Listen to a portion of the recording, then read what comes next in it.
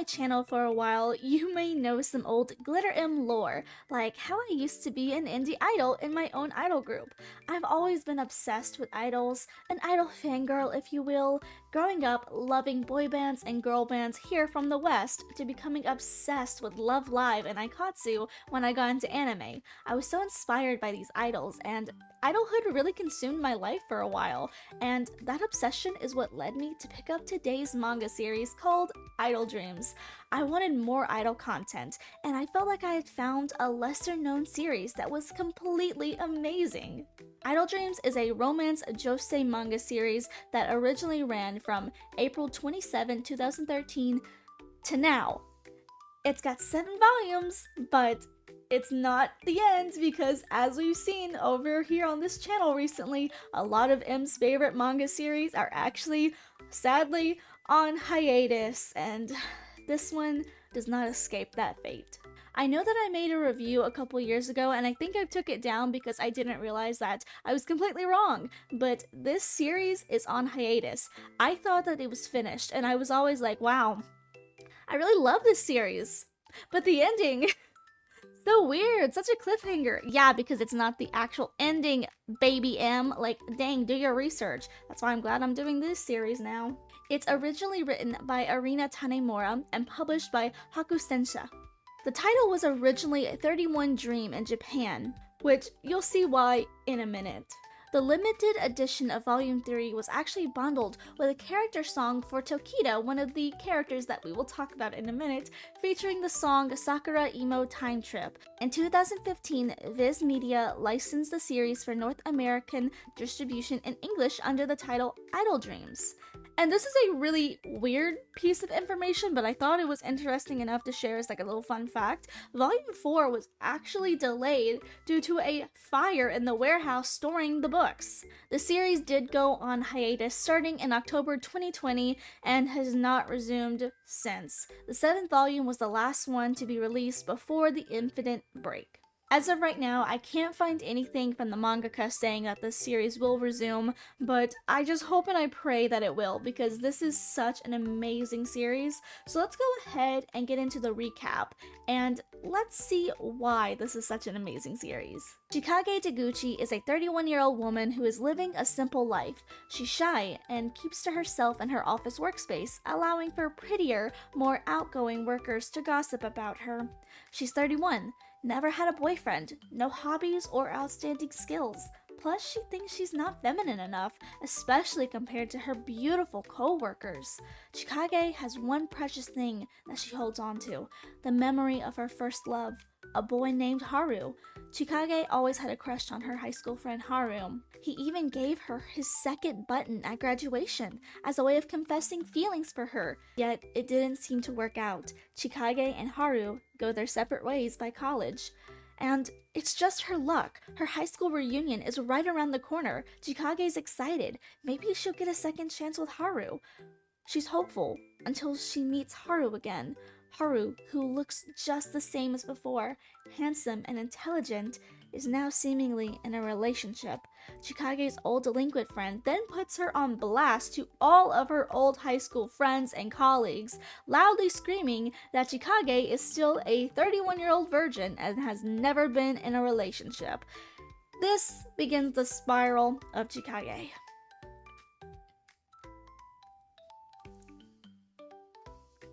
The girls at her work have now found her social media page where she posts small, frequent life updates just for fun. But they're so silly and honestly kind of stupid that they just mock her for her lack of following, claiming that any follower she has just surely has to be bots because her content is so boring. Who cares about what you have for dinner tonight? They mock these frequent, silly life updates, essentially calling her worthless. Surely, Haru agrees with her sentiments that Chikage is pitiful and worthless after hearing all that, right? Chikage is humiliated. Haru must hate her, she's sure of it. The only thing she's dreamed of, a touching reunion with Haru, was ruined. As she stands by a river, ready to end her own worthless life, she makes a wish. Wanting to be 15 again. If she could do her life over again, she'd jump at the chance. She'd be louder and prouder. She'd actually confess to Haru this time around. As she's about to jump, she's miraculously saved by another old high school friend, Tokita.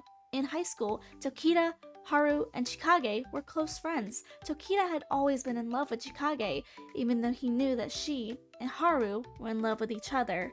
So seeing his own first love contemplate taking her own life, Tokita makes a deal with Chikage. Tokita is part of a government research group trying to recruit testers for an experimental drug. The drug can't actually take you back in time, but it can reverse your age by 15 years, allowing the user to become younger for a short while. Without hesitation, Chikage willingly takes the drug, and within seconds, she's transformed back into her high school self with long hair and a cute baby face. She's a teenager again, and this time, she'll live her dreams to the fullest. Chikage was always a low-key idol fangirl, even into adulthood, sometimes posting on her social media about groups that she liked. So when she was scouted by a manager for her beautiful looks, she was confused. She never applied to be a model or an idol, she just turned back into 15 years old. The manager had actually confused Chikage for someone else who had cancelled on a modeling job at the last minute. But Chikage was just so cute and perfect for the role that the managers couldn't help but try to pressure her to stay. That's when she meets their top talent, a boy named Hibiki, someone who looks eerily similar to Haru, Chikage's first love. Looking at Hibiki was like going back in time, but Hibiki does not have Haru's kind and strict personality. Hibiki is a perfectionist and very hot-tempered. After meeting Hibiki, Chikage agrees to stand in for the cancelled actor and takes part in a photo shoot with Hibiki. For the photo, he unexpectedly kisses her. She's shocked. Everyone is shocked, but at that moment, she realizes that she felt happy. After years of loneliness, unhappiness, and regret, she finally finds that true happiness she's been looking for. Chikage later becomes an idol, half time working as her 31-year-old self and the other half as a 15-year-old idol. Balancing these different personas is hard, but the relationship she forms with everyone is just so priceless to her, she can't help but keep going. I'm not gonna lie, I definitely feel like this is a love story that's not even like a triangle anymore. This is like a triangle, but you add in another layer. Because in my opinion, I definitely think that this is more of a love story based around the adults. Because, sorry Hibiki, I don't think that bro is gonna win at all. Honestly, out of everybody, I feel the worst for Hibiki because he's being lied to, and as of right now, he doesn't even know it yet. I do hope that we will see some more Idol Dreams volumes come out in the future because as of right now, Hibiki does not know that Chikage is actually a 31-year-old woman and not a 15, 16-year-old girl. He only sees the teenage girl, and my heart really breaks for him, especially if he finds out the truth or, you know, if Chikage's idol self just kind of one day disappears. I really want to know how they wrap this up with Hibiki, but I really don't think that this story is focused around Hibiki. We have a lot of scenes with him, getting to know him. Genuinely, from a storytelling point of view, I think that Hibiki's introduction was mainly focused to help older Chikage kind of decide which path she wanted to go down for which boy, Haru or for Tokita. And so this is where I'm putting my own preference in here. I genuinely do believe that Chikage should end up with Tokita and not Haru. We know Haru is her first love, and again, this is why I think that the story introduces Hibiki, because Hibiki is literally the perfect lookalike for Haru's 16-year-old self. Chikage basically sees Hibiki and starts to fall in love with Haru all again.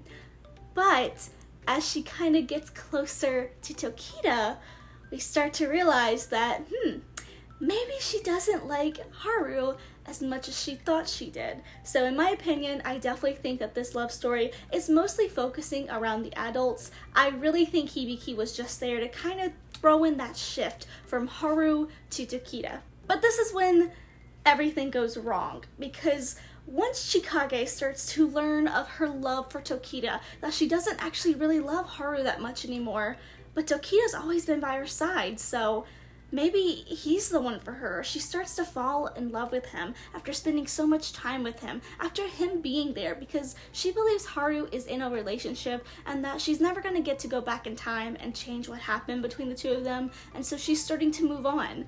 And of course, as that happens, Haru kind of has a crush on her, and he always has. You know how those kind of things go. Hanami is one of the girls who works with Chikage, and I'm not gonna lie, she has definitely participated in a little bit of the bullying that she has faced at work. Hanami kind of comes off as like a rival in the beginning, but towards the end, she becomes a really close friend of Chikage, someone who Chikage can really rely on, and Hanami can rely on Chikage as well. They become very close friends. But this is where the problem starts, because now Chikage's new best girlfriend is someone who's engaged to the man that she likes. But that's not even where the drama ends, because if you want drama, this is where the drama starts. Hanami, who is engaged to Tokita, who actually likes Chikage and who Chikage likes back, Hanami and Tokita are getting married. And she finds out that she's having a baby. But don't worry. It gets worse, because she's also been cheating. Hanami has been sleeping around with another man, and even though the man insists that that baby is his baby, she is like, absolutely not. This is Tokita's child. I am getting married to Tokita in like less than a couple of weeks. It's his baby. The DNA results are in. You are not the father. Tokita is not the father. That is not his baby. Hanami is sleeping with the other guy, and so I think we know who the real father is. Like, we don't need Mori to decide on this one. Cut forward to the wedding. Hanami does not want to refuse this wedding with Tokita. She wants to get married to him. She loves him. She cares about him. But on the day of the wedding, the guilt racks up inside of her. It's eating her from the inside, that she knows that she's going to be marrying a man who is not the father of the child that she has. And she feels guilty. She doesn't want to drag him down. She doesn't want to hurt Chikage either, because Chikage knows the secret. She knows it's not his baby, but she loves her friend and she wants to protect her and also protect Tokita. But the guilt gets to Hanami and she runs away from the wedding and leaves Tokita at the altar. Drama! And so Tokita kind of shrugs it off. He's kind of like, oh, I guess we'll just turn this into a ceremony to celebrate. There's a lot of people here. I'm just gonna push through it. So he pushes through the end of the wedding with a smile, and everyone's like, hey, it's okay, man. Like, you can cry if you want, you can vent it out. But he holds all these feelings inside until he just can't anymore, and he kind of crashes. He becomes extremely depressed, and it doesn't help that after this, he kind of becomes almost like a hikikomori, where he just shuts himself out from the world. He doesn't talk to anyone, doesn't really reach out to anyone, and this whole time, guess who Chikage is getting close with? Haru. Yeah, she goes back to Haru. But I do think that this is a good thing for her to go back to Haru, because they're finally starting to get a relationship together. They're trying to, like, you know, balance out this weirdness between them. But I think this is the point where Chikage realizes Haru is not the one on my mind anymore.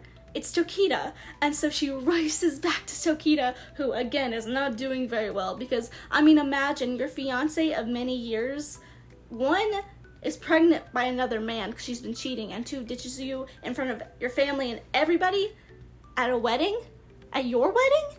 That's a lot to put on someone.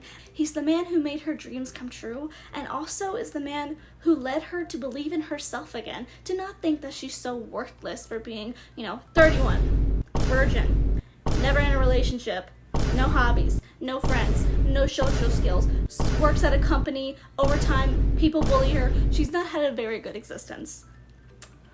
Honestly, poor girl. But through his kindness, she falls in love with him, and so Chapter 7 leaves us off with a slight confession. And that's it. That's all you get. There's nothing more I can tell you, because now we have reached the hiatus.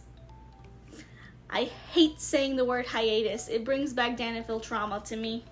I really do love this series, and I hope that talking about it will shine some light on it, because genuinely, I need to know what happens. I need to know the ending. Like, it's a burning desire inside of me to know that she ends up with Tokita, and if she doesn't, I'm throwing myself out the window. But this is Idol Dreams. I would highly recommend getting into the series and giving it a read for yourself, because it is so good. And this is one of those series that, especially if it was finished, I think would be a banger anime. And this mangaka has had a lot of hits. Like, let's just throw some up on the screen. Like, a lot of really good series. And I hope and I pray that this one day, will see the finish mark. We'll see the ending for these characters. But do let me know in the comments if you have any ideas for future videos or anything that you would like to see over here on the Glitter M channel. Please remember to like, share, subscribe, and I will see you in the next one. Bye!